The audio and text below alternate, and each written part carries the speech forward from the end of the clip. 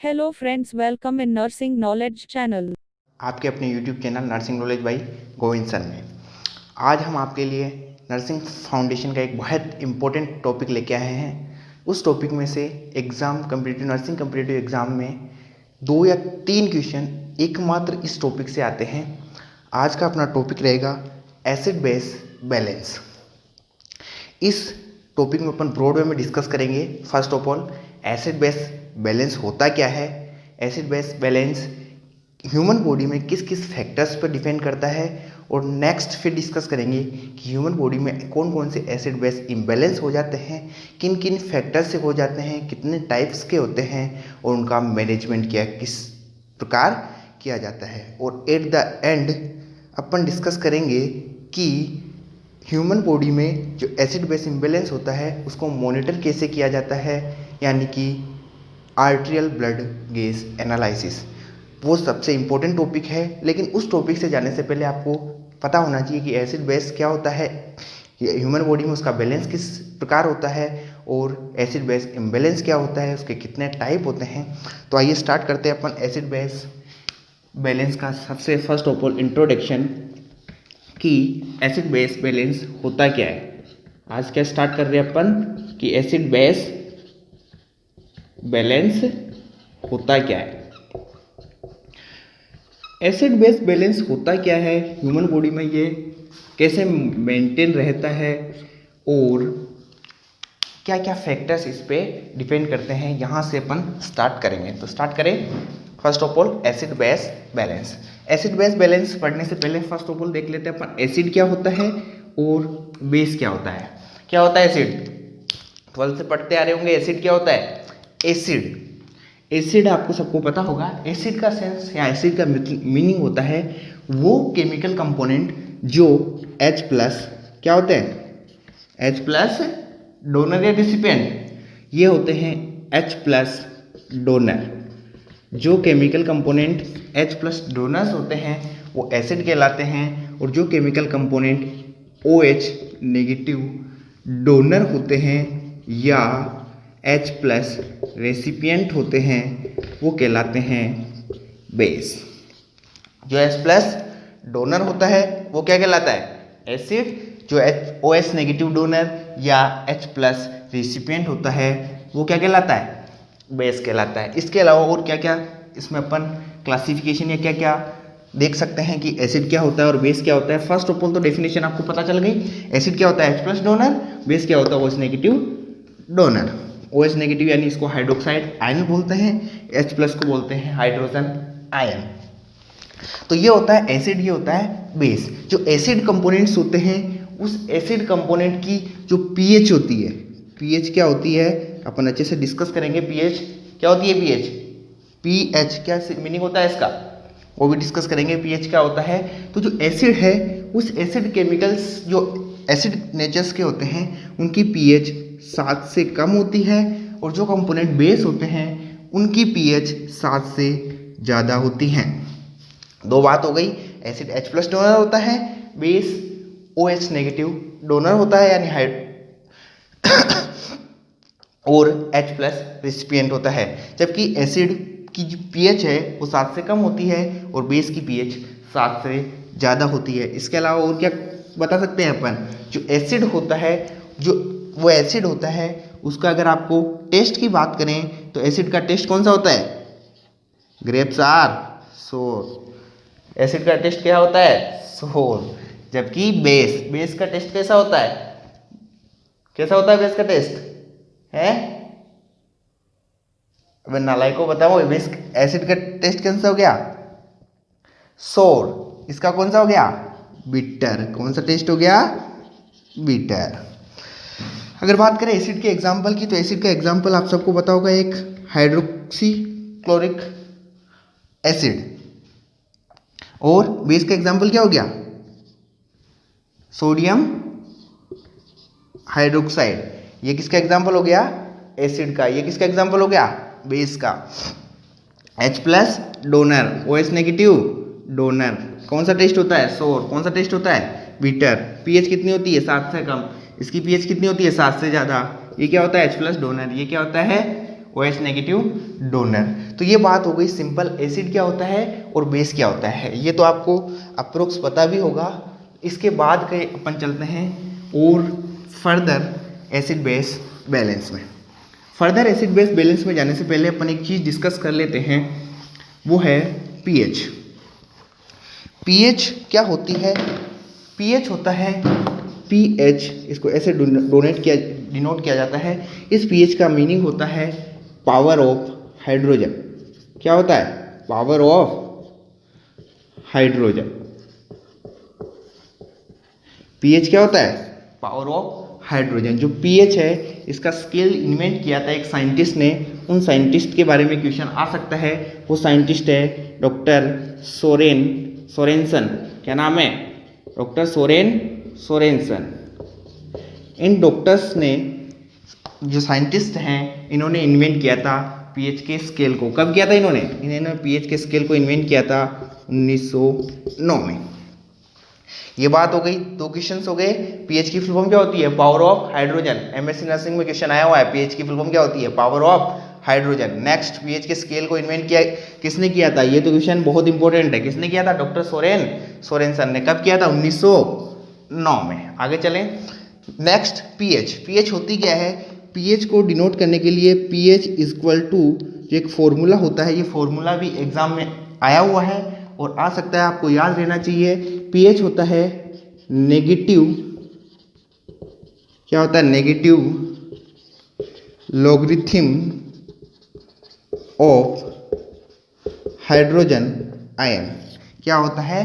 Negative logarithm of hydrogen ion. इसके बीच में ज़्यादा फर्दर डीप नहीं जाना है, कम्पिटिटिव पॉइंट ऑफ व्यू से इंपॉर्टेंट नहीं है। बस कम्पिटिटिव पॉइंट ऑफ व्यू से ये इंपॉर्टेंट है कि पीएच का फॉर्मूला क्या होता है। तो आप बता सकते हो कि negative logarithm of hydrogen ion होता है। इसको ऐसे भी डिनोट कर सकते हैं, लॉगरिथम होता है हाइड्रोजन आयन, यानी नेगेटिव में है तो H नीचे चला जाएगा। ये डिनोट कर सकते हैं अपन 1 pH equal to log 1/H plus. ये किसका फॉर्मूला हो गया? पीएच का फॉर्मूला हो गया। तो 3 क्वेश्चन हो गए। पीएच की फुल फॉर्म क्या होती है? Power of hydrogen. Next, pH को इन्वेंट कौन से साइंटिस्ट ने किया था? डॉक्टर सोरेनसन ने। कब किया था? 1909 में। नेक्स्ट, पीएच का फॉर्मूला क्या होता है? Negative logarithm of hydrogen ion. इसको डिनोट कैसे करते हैं? log 1/H plus. ये हो गया पीएच के बारे में। जो पीएच का स्केल दिया है, पीएच के स्केल की बात करें तो पीएच का स्केल कैसा होता है? पीएच का जो स्केल होता है, स्केल जो दिया है वो स्केल होता है, उन स्केल में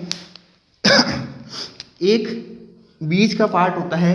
बीच की जो पीएच होती है वो 7 होती है। 7 को न्यूट्रल पीएच माना गया है। 7 को क्या माना गया है? Neutral pH. 7 से जैसे ही पीएच आगे बढ़ती है, 7.1 हो चाहे 7.2 हो, उस पीएच को उस तरफ जब जाता है तो न्यूट्रल से किस तरफ चला जाता है? याद करो, क्या बताया था? बेस क्या होता है? 7 से ज़्यादा पीएच वाला। तो इस इधर जितना बढ़ता जाएगा वो बेस बनेगा, यानी एल्कलानिटी बढ़ती जाएगी। क्या बढ़ती जाएगी? एल्कलानिटी। बेस जो बेसिक पार्ट बढ़ता है उसको अपन एल्कलानिटी बोलते हैं। अगर 7 से थोड़ी सी भी पीएच कम हुई, यानी 6.55, 6.95, तो उसको बोलेंगे एसिड। क्या बोलेंगे? वो क्या बन जाएगा? एसिड। और इसको किससे डिनोट करेंगे अपन? एसिडिटी। क्या बोलेंगे? एसिडिटी। जितना बढ़ता जाएगा, जितना 7 से कम होता जाएगा पीएच, उसको एसिडिटी डिनोट करेंगे। अगर 7 से ज़्यादा होता जाएगा तो एल्कलाइनिटी बोलेंगे उसको। और अगर पीएच 7 पर रहता है तो वो उसको बोला जाएगा न्यूट्रल। क्या बोला जाएगा? न्यूट्रल।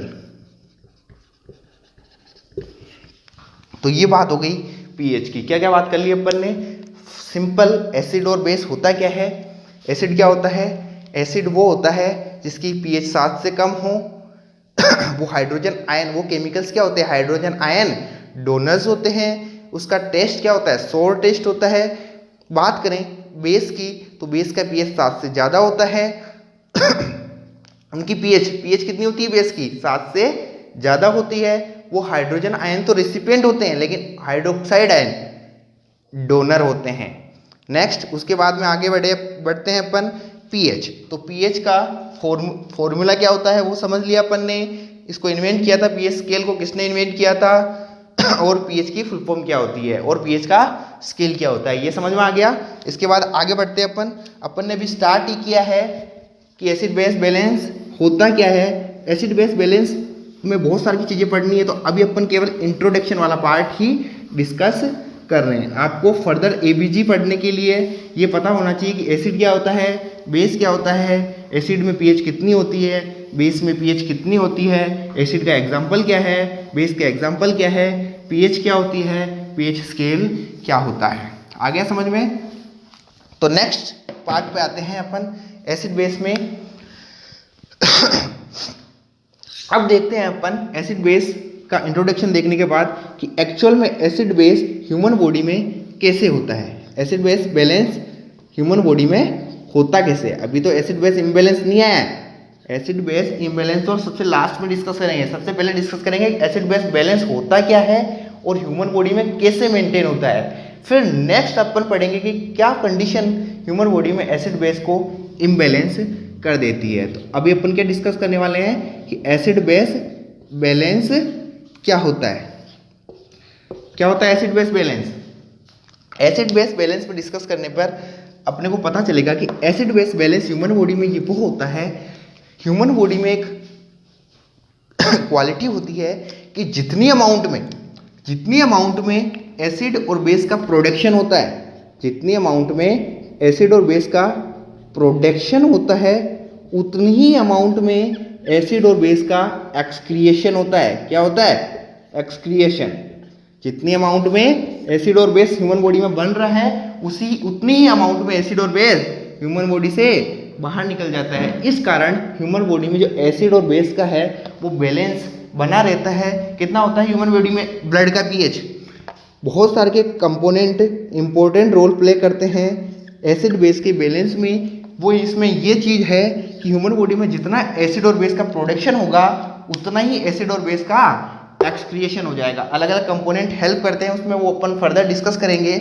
लेकिन जो एसिड बेस का प्रोडक्शन होता है उतना ही एक्सक्रिएशन होता है। इस कारण ह्यूमन बॉडी में जो ब्लड है उसका पीएच कितना रहता है, हमेशा 7.35 से 7.45। ये इक्वल रहता है कि जितना ह्यूमन बॉडी में एसिड बेस का प्रोडक्शन होगा, उतना ही ह्यूमन बॉडी में एसिड बेस का एक्सक्रिएशन हो जाएगा। इस कारण ब्लड का पीएच कितना मेंटेन रहता है, 7.35 से 7.45। और इसको आप राउंड फिगर में देखें तो 7.40। बहुत इंपॉर्टेंट क्वेश्चन है, बहुत साल से तैयारी कर रहे हैं उनको तो पता होगा कि ये कितना इंपॉर्टेंट क्वेश्चन है। फिर भी आप मिस्टेक कर सकते हैं कि 7.35 ऑप्शन ऐसे आएंगे।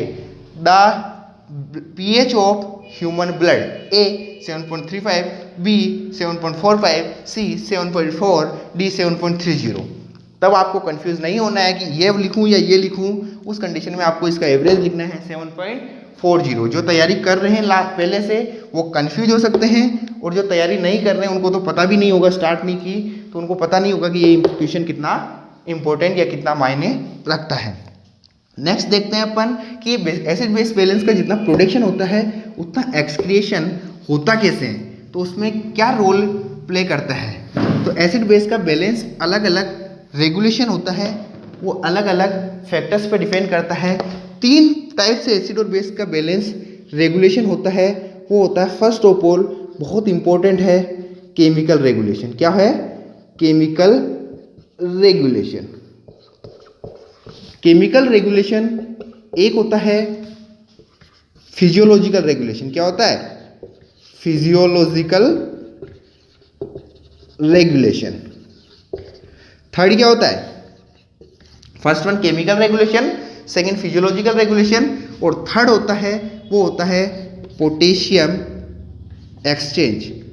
पोटेशियम अपने आप को एक्सचेंज करके सेल के अंदर जाके या बाहर जाके भी एसिड बेस का बैलेंस मेंटेन करने में हेल्प करता है। तो ये 3 फैक्टर हो गए। एसिड बेस आपकी मैंने बात करी कि एसिड बेस ह्यूमन बॉडी का एसिड और बेस का बैलेंस 7.4 रहता है। ब्लड का पीएच कितना रहता है, 7.4। वो क्यों रहता है, उसका 3 रीज़न है। उसके 3 रीज़न है।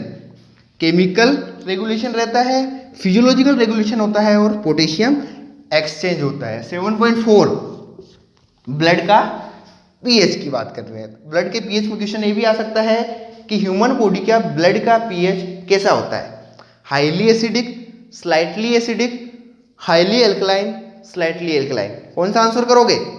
याद करो। अब ये आपको जो आप पढ़ रहे थे कि एसिड बेस में इंट्रोडक्शन क्यों पढ़ा रहे हैं, वो यहाँ पे काम में आएगा कि 7.4 है। अपन ने बात करी थी, वो देखा था अपन ने पीएच स्केल कि 7 से थोड़ा सा भी ज़्यादा होते ही क्या हो जाएगा? बेसिक हो जाएगा, यानी एल्कलाइन हो जाएगा। तो एल्कलाइन भी ज़्यादा नहीं है, 7 तो न्यूट्रल है, 7.4 है तो हाईली एल्कलाइन तो नहीं है, क्या है? Slightly alkaline. तो ब्लड का पीएच क्या होता है? स्लाइटली एल्कलाइन होता है। 3 रेगुलेशन पढ़ेंगे अपन, केमिकल रेगुलेशन, फिजियोलॉजिकल रेगुलेशन और पोटेशियम एक्सचेंज। समझ में आ रहा है सबको? नेक्स्ट जो इंपॉर्टेंट चीज है वो डिस्कस करने चलते हैं अपन कि केमिकल रेगुलेशन को ब्रॉड वे में डिस्कस करते हैं कि ह्यूमन बॉडी में जो ब्लड का पीएच है उसका केमिकल रेगुलेशन कैसे होता है। केमिकल रेगुलेशन देखते हैं। जो केमिकल रेगुलेशन है वो केमिकल रेगुलेशन भी अलग अलग फैक्टर्स पे डिपेंड करता है, वो अपन ब्रॉड वे में डिस्कस करेंगे। केमिकल रेगुलेशन, केमिकल जो रेगुलेशन होता है वो केमिकल रेगुलेशन एक चीज पे डिपेंड करता है, वो है बफर्स। नाम सुना है आपने कभी? बफर्स। बफर्स की डेफिनेशन भी इंपॉर्टेंट है। बफर्स कुछ सब्सटेंस होते हैं। बफर्स क्या होते हैं? कुछ सब्सटेंस होते हैं या ग्रुप ऑफ सब्सटेंस होते हैं, या ग्रुप ऑफ सब्सटेंस होते हैं जिनमें एक पावर होती है। क्या? जिनमें एक पावर होती है कि वो या तो हाइड्रोजन आयन दे सकते हैं या हाइड्रोजन आयन ले सकते हैं। बफर्स क्या होते हैं? बफर्स कुछ सब्सटेंस होते हैं या ग्रुप ऑफ सब्सटेंस होते हैं, उनमें क्वालिटी होती है कि वो या तो हाइड्रोजन आयन किसी को दे सकते हैं या हाइड्रोजन आयन ले सकते हैं। वो हाइड्रोजन आयन देकर या लेकर क्या करते हैं? एसिड बेस का बैलेंस करते हैं। तो वो होता है केमिकल रेगुलेशन। केमिकल रेगुलेशन में बफर्स का इंपॉर्टेंट रोल होता है। बफर्स क्या करते हैं? बफर्स वो एक सब्सटेंस होते हैं या ग्रुप ऑफ सब्सटेंस होते हैं जो करते क्या हैं, वो उसमें एक पावर होती है कि वो या तो H+ आयन दे सकते हैं या H+ आयन ले सकते हैं। और H+ आयन दे या ले कर उनका मेन उद्देश्य क्या है? उनका मेन उद्देश्य है कि वो क्या कर ले? एसिड और बेस का बैलेंस कर ले। कब H+ आयन देगा, कब H+ आयन लेगा, वो डिपेंड करता है कि अगर किसी कंडीशन में बेस बढ़ रहा हो, एल्कलाइनिटी बढ़ रही हो। क्या? एल्कलाइनिटी बढ़ रही हो। एल्कलाइनिटी मतलब अगर pH 7 से ज़्यादा हो रही हो, pH 7 से ज़्यादा हो रही हो, उस कंडीशन में आपका pH को कम करने के लिए क्या करना पड़ेगा? pH को कम करने के लिए क्या करना पड़ेगा? एसिडिटी करनी पड़ेगी। और एसिडिटी करने के लिए आपको क्या चाहिए? H+ आयन चाहिए। तो उस कंडीशन में आपको क्या देगा? ये H+ आयन देगा। अगर किसी कंडीशन में pH 7 से कम हो रही हो, pH 7 से कम हो रही है मतलब एसिडिटी बढ़ रही है। एसिडिटी बढ़ रही है तो उस कंडीशन में एसिड H+ आयन डोनर होते हैं, वो H+ आयन दे सकते हैं। उनके पास बहुत सारे H+ आयन होते हैं, तो उन H+ आयन को लेने का काम कौन करता है? ये बफर्स करते हैं। तो ये बफर्स क्या होते हैं, इसकी डेफिनेशन याद कर लो। बफर्स कुछ सब्सटेंस होते हैं या ग्रुप ऑफ सब्सटेंस होते हैं जो या तो H+ आयन एब्जॉर्ब कर सकते हैं या H+ आयन एक्सक्रिएट कर सकते हैं। वो H+ आयन एब्जॉर्ब और एक्सक्रिएट करके ह्यूमन बॉडी की pH को रेगुलेट करते हैं। तो बफर्स पढ़ते हैं अपन। फर्स्ट ऑफ ऑल बफर्स अलग अलग होते हैं। 4 टाइप के बफर्स होते हैं। उन 4 टाइप के बफर्स में से फर्स्ट सबसे इंपॉर्टेंट जो बफर होता है वो होता है,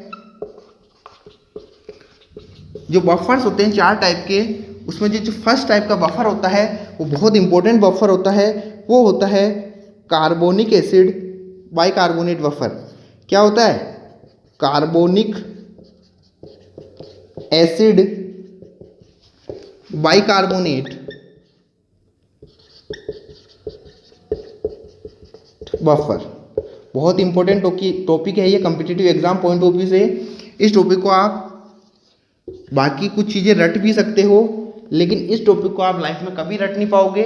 और अगर ये एक बार में समझ में नहीं आया आपको तो 2 बार देखना, 3 बार देखना इस वीडियो को, लेकिन समझ के रहना, क्योंकि इस टॉपिक को आप स्किप करके ज़्यादा अपना फ़ायदा नहीं कर सकते। इस टॉपिक में से ऐसा सोच के आप नहीं जा सकते एग्जाम में कि कोई ना इस टॉपिक से मैं नहीं पढ़ के जा रहा हूँ तो कोई क्वेश्चन नहीं आएगा, क्योंकि श्योर है इस टॉपिक से क्वेश्चन 2, 3, 5 तक क्वेश्चन हमेशा आते ही आते हैं। तो इसको अपन ब्रॉड वे में अच्छे से डिस्कस करेंगे, आपको भी अच्छे से आराम से शांति से बैठ के देखना है। Carbonic acid bicarbonate buffer, carbonic acid bicarbonate buffer में सबसे इंपॉर्टेंट जो पार्ट होता है वो होता क्या है, एक्चुअल में ह्यूमन बॉडी की क्वालिटी होती है कि जब भी कभी कार्बन डाइऑक्साइड फ्री दिखता है, जब भी कब कार्बन डाइऑक्साइड फ्री दिखता है तो H2O के साथ कंबाइंड होके बना लेता है H2CO3। It is called carbonic acid. ये क्या होता है, कार्बोनिक एसिड होता है। ये एसिड होता है लेकिन ये हमेशा वीक एसिड होता है, ये हाईली एसिडिक नहीं होता है जैसे HCl होता है, ये हाईली एसिडिक नहीं होता है। वो बना लेता है H2CO3। कभी भी कार्बन डाइऑक्साइड दिखते ही H2O से बाइंड होकर क्या बना लेता है, H2CO3। और H2CO3 भी ऐसे ही सीधा नहीं रहता है, वो भी हमेशा H2CO3 बनते ही वो H+ आयन और HCO3 नेगेटिव में कन्वर्ट हो जाता है। यहाँ HCO3 क्या है, बाइकार्बोनेट। क्या है, बाइकार्बोनेट। H2CO3 क्या है, कार्बोनिक एसिड। तो ये ह्यूमन बॉडी की क्वालिटी होती है। इसी केमिकल रिएक्शन पर डिपेंड करेगा अपना कार्बोनिक एसिड बाइकार्बोनेट बफर का फंक्शन। तो आइए देखते हैं अपन, अपने को मेनली उद्देश्य क्या है अपना, कि कुछ भी करके एसिड और बेस का ह्यूमन बॉडी में बैलेंस बना के रखें। तो जब भी कोई कंडीशन आती है, जब भी ऐसी कंडीशन आती है ह्यूमन बॉडी में, दो कंडीशन आ सकती है कि ह्यूमन बॉडी का पीएच बढ़ गया हो, ह्यूमन बॉडी का पीएच बढ़ गया हो। अगर पीएच बढ़ गया है उस कंडीशन में आपको क्या देखने को मिलेगा, H+ आयन डोनर या H+ ion recipient. H+ ion ज़्यादा मिलेंगे या कम मिलेंगे, कम मिलेंगे।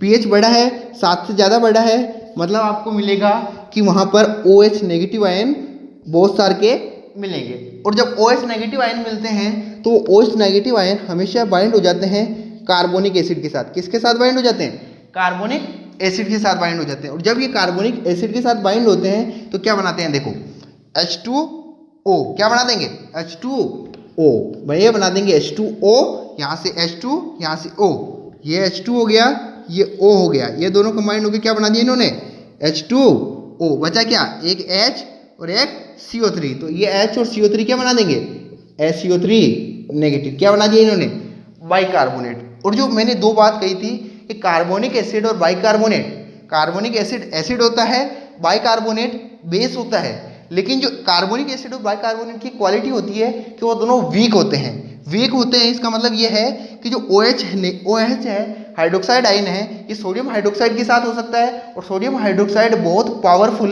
बेस होता है। तो उस कंडीशन में वो सोडियम हाइड्रोक्साइड का सोडियम अलग हो जाता है और हाइड्रोक्साइड अलग हो जाता है। वो हाइड्रोक्साइड H2CO3 के साथ कनेक्ट होता है एसिड के साथ, वो बना देता है H2O और वीक बेस। और H2O भी बना देता है, पानी भी हो जाएगा तो न्यूट्रल हेल्प करेगा और HCO3 नेगेटिव वीक बेस बन जाता है, जिसके कारण आपकी बॉडी का पीएच मेंटेन करने में हेल्प होती है। ये तो कंडीशन हुई जब पीएच बढ़ जाए। सेकंड कंडीशन हो सकती है पीएच कम हो जाए, पीएच कम हो जाए। जब पीएच कम हो जाती है उस कंडीशन में क्या हो जाएगा, एसिडिटी। एसिडिटी में हमेशा क्या होता है, H+ आयन बढ़ता है। जब H+ आयन बढ़ता है तो उस कंडीशन में इस H+ आयन से कौन बाइंड होता है, इस H+ आयन से बाइंड होता है HCO3 नेगेटिव। और जब H+ आयन से HCO3 नेगेटिव बाइंड होता है तो उस कंडीशन में वो बना लेता है H2CO3। ये क्या है, ये है वीक एसिड। ये क्या है, वीक एसिड है। और इसी वीक एसिड के कारण जो पीएच है वो ज़्यादा 7 से कम जा रही थी, वो पीएच 7.4 के आसपास आ जाती है। और वो अपना लक्ष्य भी क्या है, अपना लक्ष्य ये है कि कुछ भी करके ब्लड का पीएच 7.40 से ज़्यादा भी नहीं जाए और कम भी नहीं जाए। तो उसका बेस क्या होता है, मैंने पहले ही बताया था कि जो बफर्स होते हैं उन बफर का टारगेट ये होता है कि अगर एसिडिटी बढ़ रही हो तो वो H+ आयन से बाइंड होके एसिडिटी कम करेंगे। और जब बेस बढ़ रहा हो, एल्कलाइनिटी बढ़ रही हो, तो उस कंडीशन में OH नेगेटिव आयन से बाइंड होकर वो वीक बेस बना के उसका एल्कलाइनिटी कम करेंगे। तो ये होता है carbonic acid bicarbonate buffer. Carbonic acid bicarbonate buffer बहुत इंपॉर्टेंट होता है ह्यूमन बॉडी के लिए और ये बहुत इंपॉर्टेंट बफर्स में से एक है। कार्बोनिक एसिड और बाइकार्बोनेट बफर में एक जो कार्बोनिक एसिड है वो कार्बोनिक एसिड इसको ह्यूमन बॉडी से बाहर निकालने के लिए या किसी कंडीशन में अगर कार्बोनिक एसिड बन रहा हो, क्या बन रहा हो, कार्बोनिक एसिड बन रहा हो। मैंने बताया था कि अगर H+ आयन बाइंड हो, H+ आयन ज़्यादा हो जाते हैं तो बाइकार्बोनेट से बाइंड होकर क्या बना देते हैं, H2CO3 क्या होता है, कार्बोनिक एसिड। और जब कार्बोनिक एसिड ह्यूमन बॉडी में बन जाता है तो उस कार्बोनिक एसिड को बाहर निकालने की जिम्मेदारी होती है। वो बाहर निकालने की जिम्मेदारी किसके पास होती है, लंग्स के पास। किसके पास होती है? लंग्स के पास। वो लंग्स इस कार्बोनिक एसिड को बाहर निकालता है किस फॉर्म में? कार्बन डाइऑक्साइड फॉर्म में। और जब बाइकार्बोनेट बनता है ह्यूमन बॉडी में, तो इस बाइकार्बोनेट अगर बेस आपके पास OH नेगेटिव आयन ज़्यादा हो गए, यानी एल्कलिनिटी बढ़ी है, एल्कलिनिटी बढ़ी है तो OH नेगेटिव आयन किससे बाइंड हुआ था?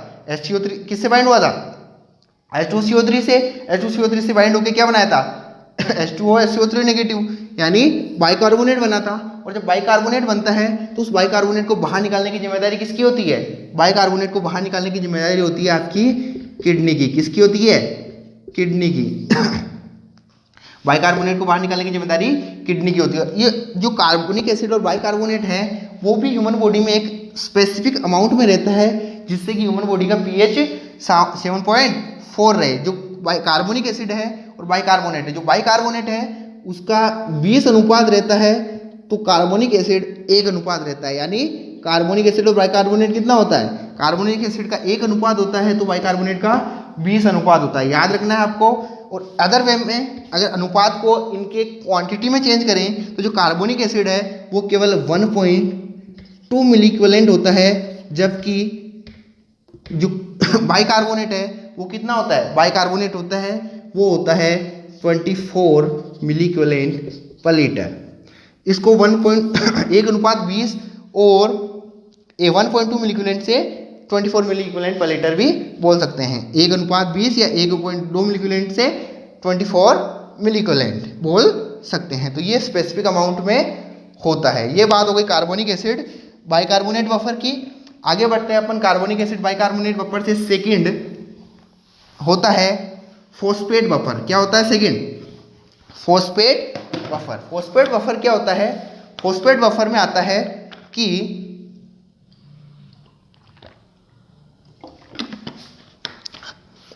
गर्मी ज़्यादा है आज। फॉस्फेट बफर में आता है सेम। बफर्स क्या होते हैं? बफर्स वो होते हैं जो H+ आयन को या तो रिसीव करें या H+ आयन को दे, एब्जॉर्ब करें या एक्सक्रीट करें, जिससे कि pH कितनी हो जाए? 7.4। तो जो फॉस्फेट बफर है, फर्स्ट बफर आप समझ में आ गया, carbonic acid bicarbonate buffer. Second पे चलते हैं अपन, फॉस्फेट बफर। सेकंड क्या होता है? Phosphate buffer. फॉस्फेट बफर होता है। फॉस्फेट बफर ज़्यादा मुश्किल नहीं है। होता क्या है, अगर किसी कंडीशन में एसिडिटी बढ़े यानी H+ आयन बढ़ रहा है, तो उस कंडीशन में H+ आयन बढ़ता है, तो जो फॉस्फेट होता है वो होता है HPO4 2 नेगेटिव। HPO4 2 नेगेटिव यानी मोनोहाइड्रोजन फॉस्फेट। जो मोनोहाइड्रोजन फॉस्फेट है वो बाइंड हो जाता है इस H+ से और वो बना लेता है H2PO4 1 नेगेटिव। यहाँ 2 नेगेटिव था, जब एक H आयन और आया तो 1 नेगेटिव बच गया। ये है डाइहाइड्रोजन फॉस्फेट। अगर हाइड्रोजन आयन बढ़ रहे हैं तो उस कंडीशन में मोनोहाइड्रोजन फॉस्फेट बाइंड होके डाइहाइड्रोजन फॉस्फेट बना लेता है, जिससे कि एसिडिटी कम हो जाती है। और जब किसी कंडीशन में क्या हो रहा हो, OH नेगेटिव बढ़ रहा हो यानी एल्कलाइनिटी बढ़ रही हो, तो उस कंडीशन में H2PO4 नेगेटिव यानी क्या है ये? Dihydrogen phosphate. ये बाइंड होकर बना लेता है HPO4 2 नेगेटिव। HPO4 2 नेगेटिव और इसके साथ साथ क्या बन जाता है?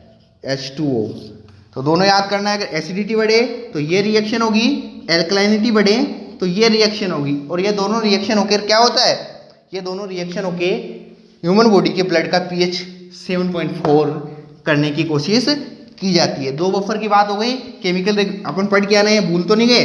पढ़ अपन रहे थे acid base balance. Acid base balance में सबसे पहले पढ़ा अपन ने एसिड क्या होता है, बेस क्या होता है। नेक्स्ट अपन ने डिस्कस करना स्टार्ट किया था कि एसिड बेस में pH का क्या रोल होता है और pH क्या होती है, pH स्केल क्या होता है, pH स्केल को इन्वेंट किसने किया था। नेक्स्ट अपन ने डिस्कस किया था कि एसिड बेस बैलेंस होता क्या है। और नेक्स्ट उसके बाद अपना जो टॉपिक चल रहा है कि एसिड बेस का रेगुलेशन कैसे किया जाता है, उसमें अपन पढ़ रहे हैं केमिकल रेगुलेशन। और केमिकल रेगुलेशन में बफर्स करते हैं। और बफर्स क्या होते हैं? बफर्स कुछ ऐसे केमिकल सब्सटेंस होते हैं जो H+ आयन को या तो एब्जॉर्ब कर सकते हैं या एक्सक्रीट कर सकते हैं, जिससे कि ह्यूमन बॉडी का ब्लड का pH 7.4 रहे। तो केमिकल रेगुलेशन में दो चीज अपन डिस्कस कर चुके हैं। सबसे important carbonic acid bicarbonate buffer. Second आता है कार्बोनिक एसिड बाइकार्बोनेट बफर के बाद फॉस्फेट बफर। दोनों बफर को डिस्कस करने के बाद थर्ड की तरफ चलते हैं अपन। थर्ड जो बफर होता है वो होता है ह्यूमन बॉडी के जो ब्लड है, ब्लड का एक इम्पोर्टेंट कंपोनेंट हीमोग्लोबिन। हीमोग्लोबिन जब ब्लड पढ़ेंगे तो हीमोग्लोबिन में याद रखना, हीमोग्लोबिन का एक फंक्शन भी बताऊंगा मैं। हीमोग्लोबिन का फंक्शन बताऊंगा मैं कि हीमोग्लोबिन ह्यूमन बॉडी के पीएच को मेंटेन करने में भी बहुत इंपॉर्टेंट हेल्प करता है। ह्यूमन बॉडी के पीएच को मेंटेन करने में हेल्प करता है। और वर्क कैसे करता है? ये एज ए बफर की तरह काम करता है। होता क्या है हीमोग्लोबिन में, जब अपन स्टेप बाय स्टेप देखेंगे कि हीमोग्लोबिन में या हीमोग्लोबिन ब्लड के पीएच को मेंटेन करने में हेल्प कैसे करता है। एसिड बेस बैलेंस का समझने से पहले आपको पता होना चाहिए कि 7 से कम पीएच होती है तो क्या होता है, 7 से ज़्यादा पीएच होती है तो क्या होता है। और एसिड में H+ आयन बढ़ता है या H+ आयन कम होता है, और बेस में OH नेगेटिव आयन बढ़ता है या कम होता है। तो उसके लिए आपको वीडियो से स्टार्टिंग से लास्ट तक आपको अच्छे से देखनी पड़ेगी। ये वीडियो आप ज़्यादा फास्ट करके बिल्कुल नहीं देख सकते। तो हीमोग्लोबिन में होता क्या है एक्चुअल में, ये आरबीसी मान लेते हैं अपन। आरबीसी ऐसी होती है बाइकॉनकेव। आरबीसी का शेप कैसा होता है? बाइकॉनकेव या डिस्क शेप होता है। साइज कितनी होती है? 7.5 mm। 7.5 mm होता है। आरबीसी में क्या होता है? आरबीसी में हीमोग्लोबिन होता है। तो होता क्या है एक्चुअल में, आरबीसी में हीमोग्लोबिन होता है और पानी तो होता ही होता है। सेल है, सेल में तो अपन ने बताया था। आरबीसी भी क्या है? रेड ब्लड कार्पस्कल्स, यानी सेल का छोटा पार्ट। तो ये भी क्या है? सेल्स है। और सेल है तो पानी तो होगा ही। साइटोसोल 70% पानी होता है।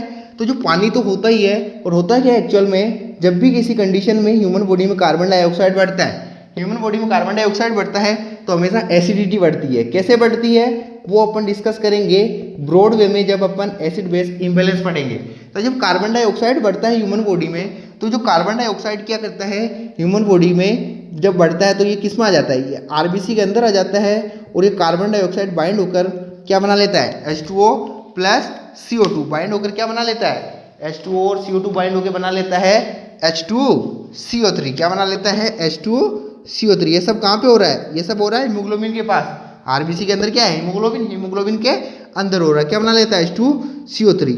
ये रिएक्शन याद करो, पहले पढ़ी थी अपन ने कि H2O प्लस CO2 ऐड होता था, H2CO3 बनता है ह्यूमन बॉडी में। लेकिन H2CO3 भी अकेला ऐसे इस कंडीशन में नहीं रह सकता। तो उस कंडीशन में H2CO3 भी टूट जाता है H+ और HCO3 नेगेटिव में। किस में टूट जाता है? H+ और HCO3 नेगेटिव में। जब ये टूटता है H+ HCO3 नेगेटिव में, तो जो HCO3 नेगेटिव है वो बाहर चला जाता है और उसकी जगह ले लेता है कौन?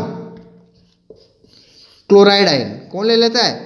Chloride ion. और इसको इसी एक प्रक्रिया को एक साइंटिस्ट ने इन्वेंट किया था कि क्लोराइड अंदर आ रहा है, बाइकार्बोनेट बाहर जा रहा है। तो ओवरऑल बोल सकते हैं इसको क्लोराइड शिफ्ट। क्या बोल